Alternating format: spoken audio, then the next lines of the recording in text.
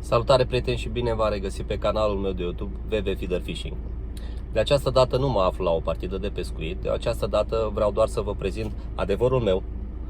Rămâne de văzut dacă o să considerați că e și ceea ce credeți dumneavoastră vis-a-vis de motivele pe care le aveți, pe care trebuie să le luați în considerare atunci când alegeți o nadă în pescuitul la feeder, cu precădere la feeder, pentru că asta promovez, pescuitul la feeder.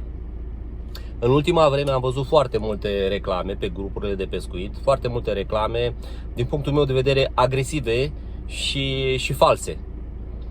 De ce spun lucrul ăsta? Pentru că în comentarii, în descrierea partidelor de pescuit, sunt foarte multe sugestii, nici măcar nu sunt voalate, sugestii clare care te trimit cu gândul că nada aia este foarte bună și doar datorită ei a făcut nu știu ce loc la un concurs sau a prins nu știu ce cantitate.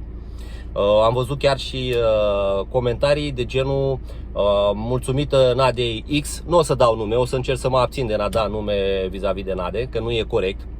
Cum spuneam, datorită nadei X a reușit să prindă nu știu cât pește și să claseze pe nu știu ce loc, iar pe restul bălții nu a mers nimic. Mi se pare super fals și super urât din partea celor care sugerează așa ceva. Bineînțeles, dacă urmăriți acest filmuleț și sunteți un pescar cu ceva experiență, știți foarte bine că ceea ce spun este adevărat și că nici nu trebuie să vă uitați mai departe. Știți cum trebuie să selectați din reclame și așa mai departe. Știți cum funcționează chestia asta cu nada, cu producătorii, cu revânzătorii, cu prețul și ce trebuie să alegeți. Mă refer aici, acest filmuleț este în mod special pentru cei care sunt la început de drum, nu practică pescuitul ăsta la feeder cel puțin de foarte mult timp. Și chiar dacă lucrurile care le spun sunt oarecum evidente, e posibil ca să nu le fi văzut așa. Poate vă ajută să vedeți lucrurile exact cum sunt. Din ochii mei, repet, este adevărul meu. Rămâne să hotărâți dacă este și a dumneavoastră. Nu e nicio problemă în a face reclamă unei nade sau alta. Dar în momentul în care tu vii și spui că datorită nadei respective ai prins nu știu cât pește și ai câștigat nu știu ce loc, insinuezi chestiile astea, deja pe mine personal și bănuiesc că pe toată lumea care își dă seama de chestiile astea, mă deranjează. Oarecum mă iei de gâscă, ca să nu folosesc alte cuvinte, da? Mă iei de super începător. Oameni buni, nada, asta vă poate spune orice pescar mare. Eu nu sunt un pescar mare, Doamne ferește. Deocamdată sunt doar cotizant la concursuri. Am participat undeva între 5 și 10 concursuri, nu mai știu exact.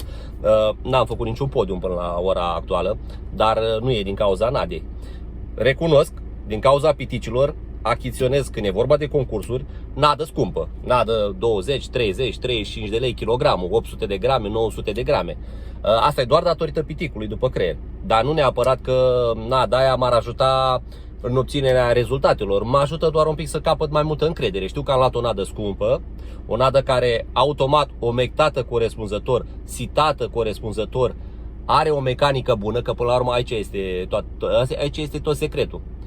Nada, indiferent de denumirea ei, indiferent de cine o face, trebuie să aibă o mecanică bună. Mecanică bună care ține doar de felul în care o preparați. O preparați corespunzător, o omectați în trepte, corespunzător, cu timp de omectare, o sitați minim o dată, va lucra cum trebuie. Ca să vă convingeți de chestia asta, încărcați metodul, strângeți foarte bine în funcție de distanța la care pescuiți, da?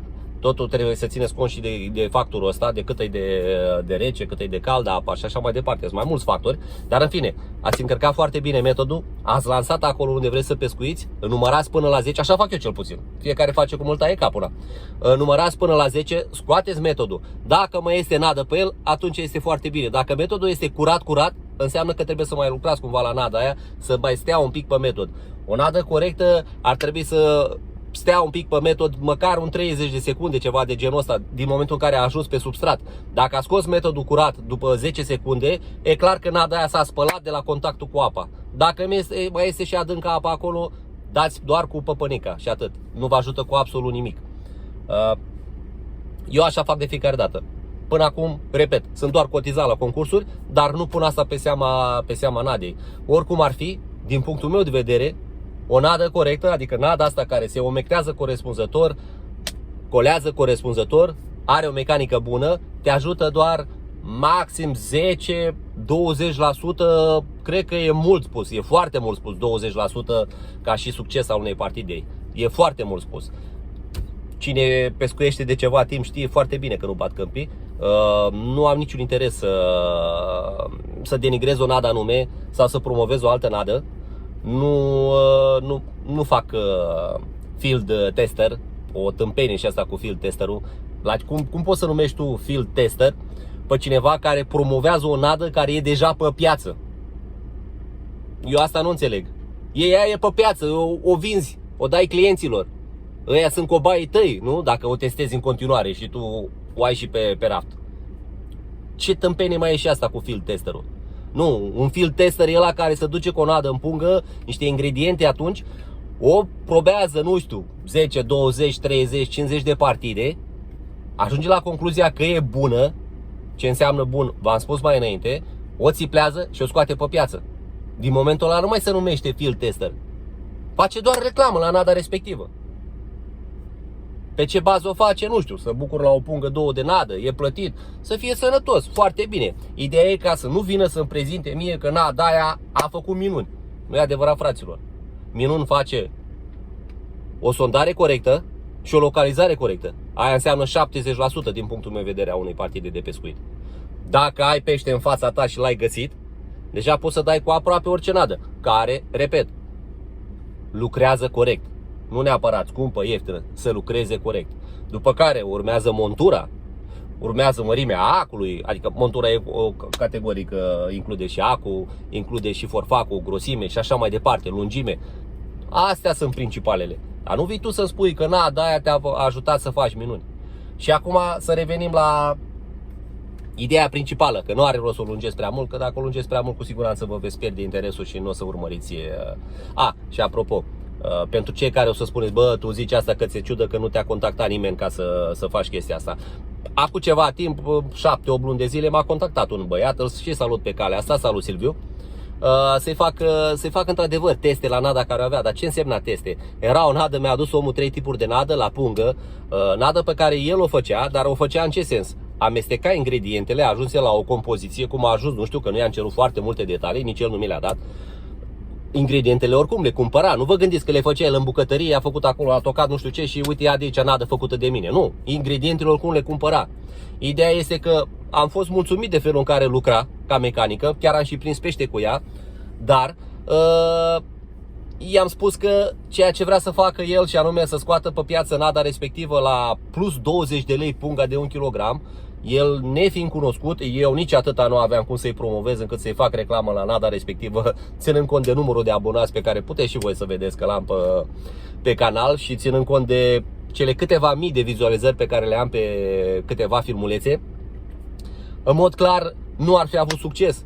Poate spunându-i lucrurile astea l-a deranjat, nu știu, n-am idee. Oricum după o lună și ceva de zile n-am mai păstrat legătura, nici eu nu l-am sunat. Trebuia să-l sun eu practic când am plecat la Delta, așa mi-a spus, ca să mai dea niște nadă să probez și pe sălbatic, la Delta nada respectivă. Nu l-am sunat pentru că mă simțeam cumva vinovat să iau omului nada pe care el o plătea și să nu-i fac o reclamă cine știe ce. Pentru că, repet, numărul de abonați, numărul de vizualizări nu era o reclamă și pur și simplu m-am simțit vinovat, mă simțeam nasol ca să iau nada omului care o plătea și nu l-am mai sunat, nici el nu m-a sunat. Deci asta e așa ca idee, să nu se trezească unul altul să spună că de asta am făcut acest filmuleț, pentru că mi-e ciudă mie. Nu mi-e ciudă de nimic, Doamne ferește. Ideea este următoarea, să te respecti pe tine. Dacă te respecti pe tine, nu o să faci mizerii de genul să minți începătorii, pentru că doar ei nu se prinde chestia asta. Cei care sunt vechi în branșă știu foarte bine cum stă treaba cu nada asta făcută de X sau Y. Oameni buni, X sau Y nu face nimic cu nada aia. Nu o face el. Nu numai că nu cumpără ingredientele. O ia gata făcută, o ia gata de la producătorii mari, o ia cu 5 lei kilogramul, dacă o ia și cu 5 lei kilogramul, probabil că o ia și gata țiplată, doar că îi pune numele lui. Atâta, asta face. Mă refer la ăștia micuți, ăștia care s-au trezit de ieri de azi că fac nadă. Ea nu zic că n-ar fi bună, Doamne ferește. Dar ideea e că trebuie să fii conștient când cumperi o nadă de asta, să fii conștient ce cumperi. Da? E o nadă care a cumpărat-o băiatul cu 5 lei, cu 7 lei, nu știu, cu 10 lei kilogramul, a țiplat-o și ți-o vinde cu 20 de lei. Aceeași nadă tu o să o găsești probabil la 11.000 de producători de ăștia apăruți așa, după soare, da? După ploaie. Doar că una e mai scumpă cu câțiva lei, alta e mai ieftină cu câțiva lei, în funcție de cum le impune producătorul principal. Pentru că și ăla are sub numele lui, numele corect, nada lui. Nu poate să te lase pe tine să o vinzi mai ieftin cu câțiva lei față de a lui, pentru că pe urmă nu se mai vinde a lui. Da? Cam așa funcționează treburile astea. Ca să cumpărați o nadă de genul ăsta, de la un producător de ăsta mic, care a apărut ieri pe piață, o faceți nu neapărat mâna de faptul că, bă, o ce nadă bună are ăsta. Oameni buni, o faceți dacă vreți să faceți un gest ăsta frumos față de cineva pe care îl cunoașteți. Față de cineva care vinde la voi în oraș, dau un exemplu. Ca și exemplu, sculele mele de pescuit, scumpe, ieftine, depinde cine le privește, le cumpăr după site-uri. Da? Le caut pe cel mai bun preț, urmăresc acolo recenzii, una alta, în fine, fiecare cum îl duce capul. În schimb, nada o cumpăr de la vânzătorii locali din Focșani. Ba de la unul, ba de la altul, încerc cumva să le împart. Așa mi se pare mie că e corect din partea mea. Bă, să facă și omul ăla ceva acolo. Puțin, pentru că nu-i mare lucru la o pungă de nadă, într-adevăr. La scule sunt niște valori mai mari. Așa mă duc eu, poate greșesc, poate nu greșesc, nu mai contează. Așa și cu băieții ăștia care fac nada de azi de ieri și o țiplează ei și mamă, ce nadă nebunii. Nu, aia nu fac nimica pentru nada aia, nu fiți nebuni. Pur și simplu o ia dintr-o parte și au făcut și eu o firmă și o vând în altă parte. Dacă vreți să o cumpărați doar așa. E foarte frumos, eu nu vă zic să nu faceți asta, doamne ferește. Că îl cunoașteți, că e de la voi vreți să-l ajutați cumva financiar, că e de la voi din oraș. E același preț cu nada scumpă, vă repet. E vorba doar de felul în care lucrează. Nu neapărat dacă e mai scumpă, e mai bună și vă ajută. O nadă cu adevărat bună, cu ingrediente corecte, cu ingrediente bune, va face diferența față de o altă nadă care nu e la fel de bună, în momentul în care se va pescui cu două metoduri așezate, nu știu, una la maxim 1 metru distanță față de cealaltă, la aceeași lungime, la aceeași adâncime, cu aceeași montură, cu aceeași păpănea. Atunci o să vezi de fapt că nada aia mai scumpă, aia cu ingrediente adevărate, cu ingrediente bune, care nu face rabat la calitate, va atrage mai mulți pești. Ăla va prinde mai mulți, dar nu înseamnă că celălalt nu va prinde deloc, va prinde mai puțin. Aia e singura diferență care se poate face într-o nadă de un fel la de un fel. Și ca să vă dau un exemplu, sper să fiu cât mai scurt. Am participat pe 23-24 aprilie la un concurs pe Cărpănoaia, finala regiunii Moldova, Method Feeder Carfishing România. În prima manșă am căzut pe 18A, capătul de baltă fiind 21B. 21B în prima manșă a făcut în jur de 40 de kilograme de pește. Locul 1, bineînțeles. În a doua manșă s-au scos, bineînțeles, capetele de raft și au tras cei care au avut capetele de raft, ca la orice alt concurs care se respectă de altfel. Băiatul care a avut 21B capăt de baltă în prima manșă a extras bila 21A.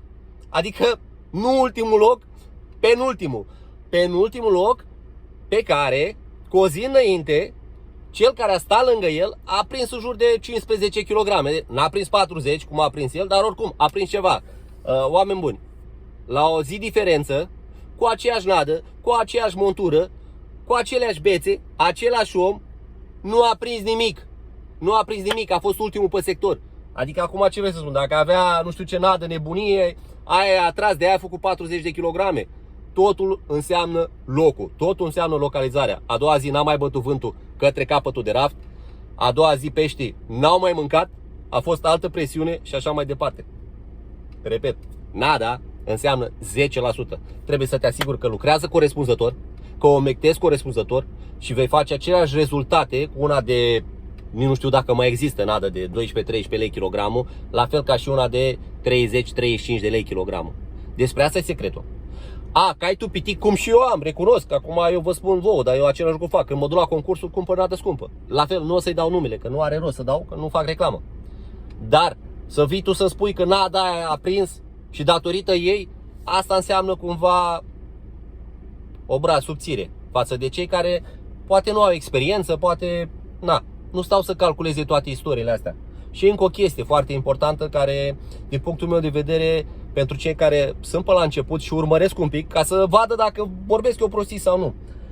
Orientați-vă la ce cantități de nadă are un magazin, unul fizic, care vă duce fizic, și vă dați seama calitatea năzii. Cu cât are mai multă nadă, cu cât e plin magazinul de nada respectivă, cu atât nada aia cu siguranță este mai slabă calitativ. De ce? Pentru că ăla își permite să o ia cu niște bani buni și să o dea cu un adaos bun. Ca să faci chestia asta, trebuie să fie o nadă ieftină.